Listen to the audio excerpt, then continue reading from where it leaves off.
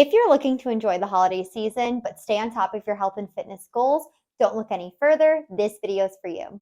Hey everyone, my name is Sammy. I'm a registered dietitian and owner of Strength by Sammy. Today I'm going to dive into how to survive Thanksgiving without going off track of your health and fitness goals. But first, before we go any further, if you want to see more tips on nutrition, fitness, and overall living a healthy lifestyle, be sure to hit that subscribe button in the bottom right-hand corner. Is enjoying the feast without the guilt, because it's so important that we enjoy the holiday season, stay on top of our goals, but don't feel guilty about the choices that we make during this time. Start with a quick overview of today's episode.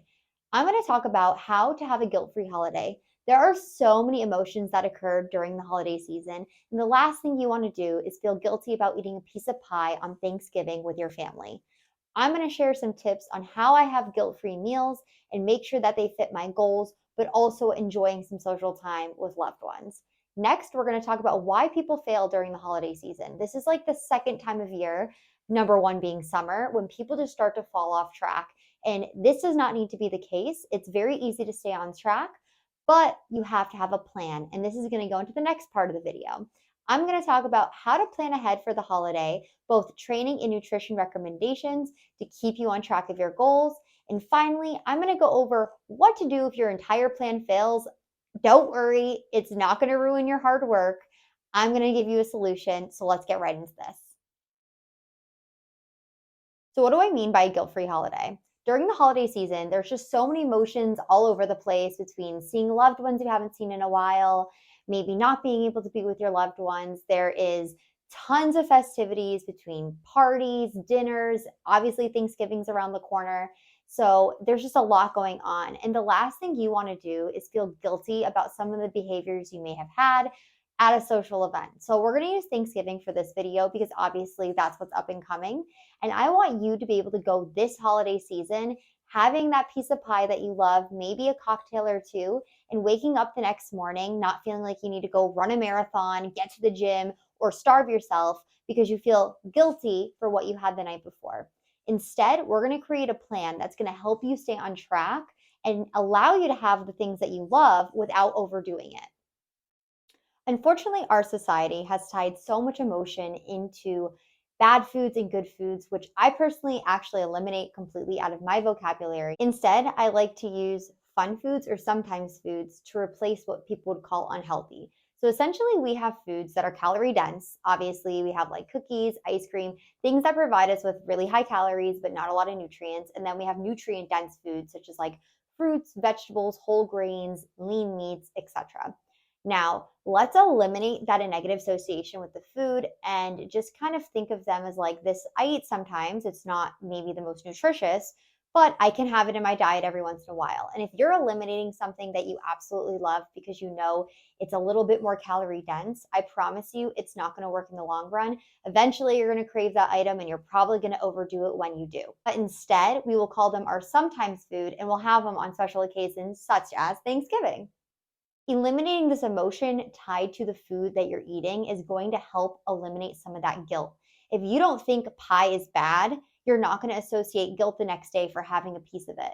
And I'm not saying go eat 3 pies. I'm saying have the damn pie, enjoy it while you have it. The next day, it's a new day. It's okay. We're going to plan ahead. I kind of rhymed there. It was weird. We're going to plan ahead so that you still ate plenty of nutrients throughout the day to kind of counteract the one piece of pie you had. And even if you don't do the positive habits, it's one piece of pie. Think of it like this. If I eat a salad, am I going to lose 10 pounds tomorrow? Probably not.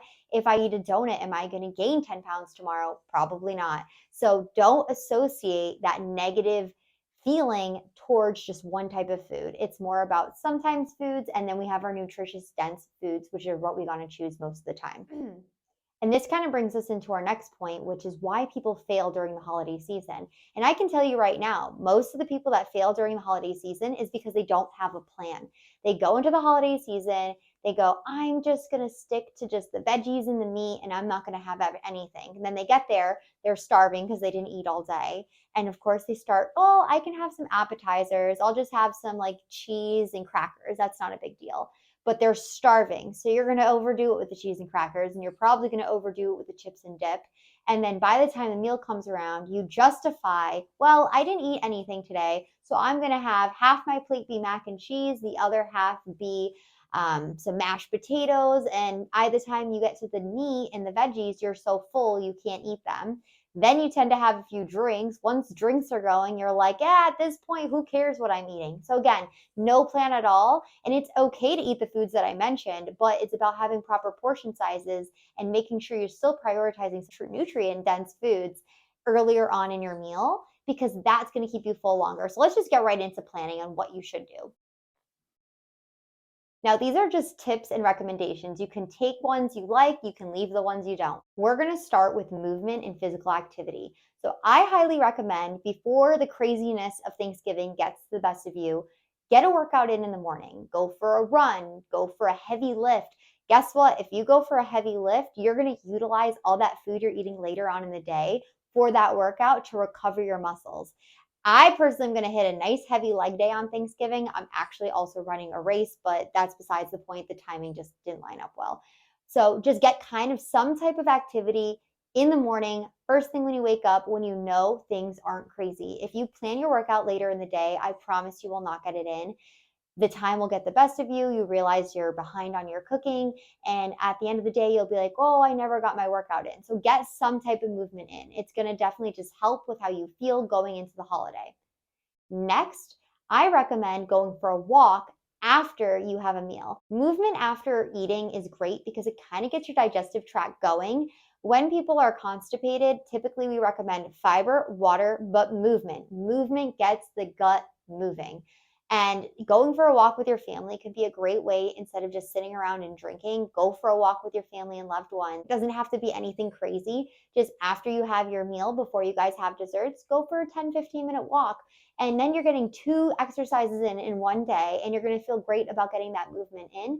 And it's going to help how you digest that big meal that you have at Thanksgiving. Let's talk about nutrition. First, I'm going to go into what you should have before Thanksgiving, during Thanksgiving, and what to do after Thanksgiving with all your leftovers.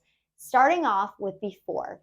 You should not starve yourself all day and wait for that one big meal at the end of the day. As I mentioned earlier, you're going to overeat the hors d'oeuvres, you're going to overeat the cheese and crackers, the chips, all those lovely little goodies that everyone made. Then you're going to pound on the mac and cheese, the mashed potatoes, the stuffing, because you're going to be so hungry and you're just craving all those things that are a little bit less nutrient dense.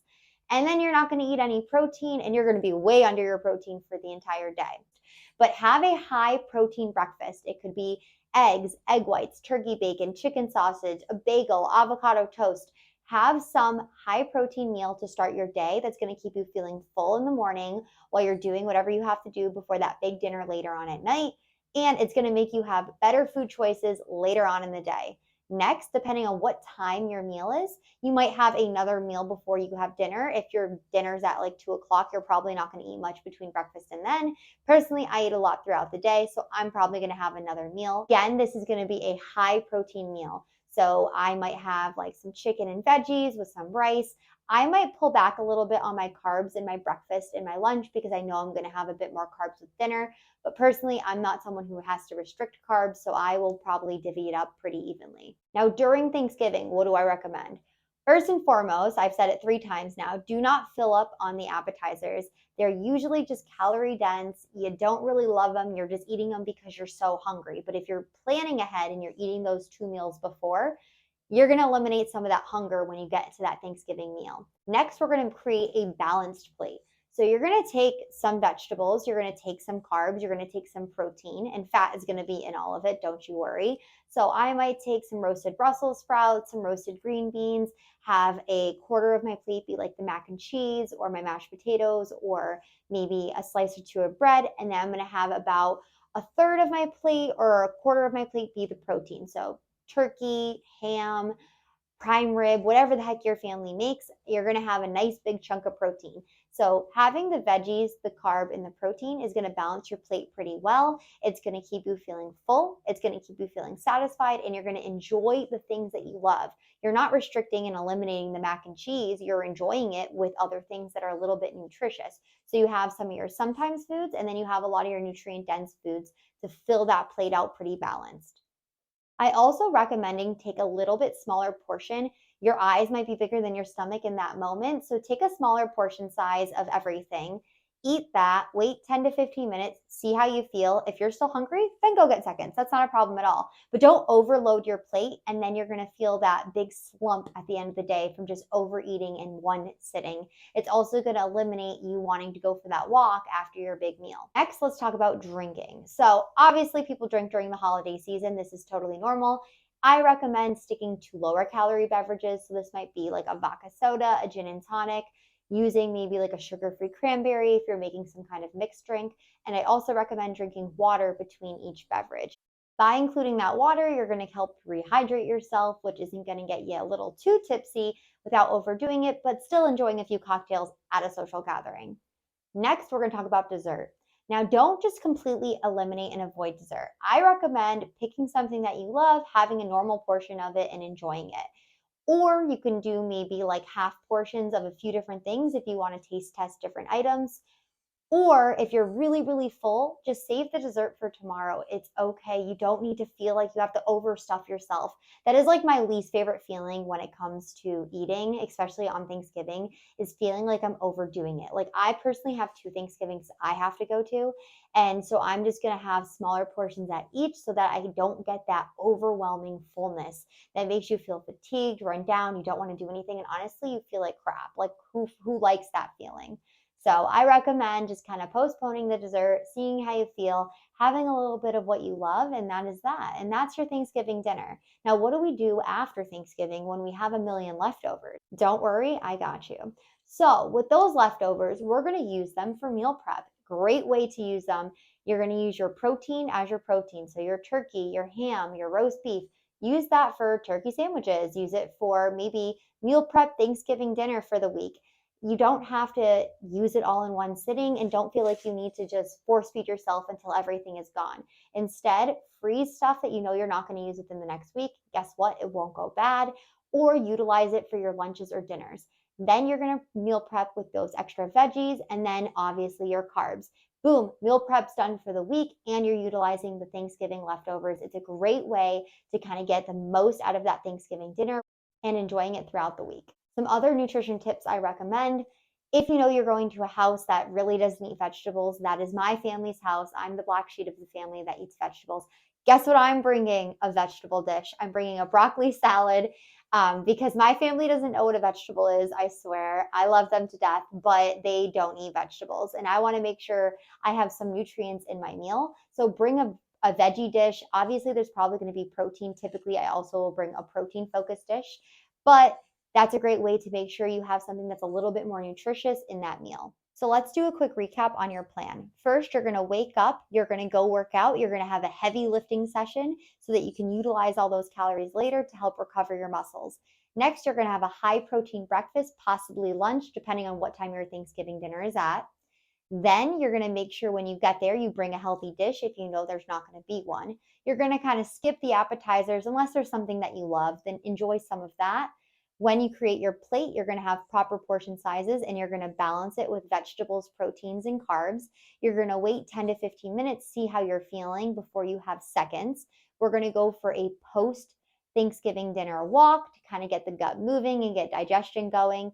If you're going to drink, you're going to do it in moderation and do your best to have low calorie beverages as well as drinking water in between. Then we're going to have dessert because everyone loves dessert, but have it in moderation, maybe smaller portions of a few different things or a normal helping of whatever you have. And with those leftovers, you're going to freeze them, use them for meal prep as needed, and divvy them up throughout the week so that you're not just overdoing it in one sitting. And even the best of us, like I'm not going to lie, I've been guilty of this before. We could have this plan where we're going to bring this healthy dish, we're going to get our workout in. We wake up late, our alarm didn't go off, we still have food to cook, so we have to skip our morning workout. Then I didn't have time to eat, so I'm coming to my family's house absolutely starving. So then I start to snacking on those appetizers, and next thing you know, I'm just eating a big bowl of mac and cheese. I don't even want the turkey. I didn't even touch a vegetable. I have 5 cocktails. I eat 10 pieces of pie. what in the world do I do the next day? This is, I feel like this just got more and more extreme as I went on with this example. What do you do? What do you do the next day? You're just going to go back to your normal plan. If your plan is to track your macros, get a normal workout in, maybe get 10,000 steps per day, that is what you're going to do. What you're not going to do is wake up, go run on the treadmill for an hour to burn off all those calories. You're not going to starve yourself the next day to make up for those calories. You're just going to get back on your plan, because one day off is not going to make you gain fat. One day off is not going to ruin months, years, weeks of progress. One day off is okay. Don't worry about it. Just get back on track tomorrow. That is what I recommend to every single one of my clients.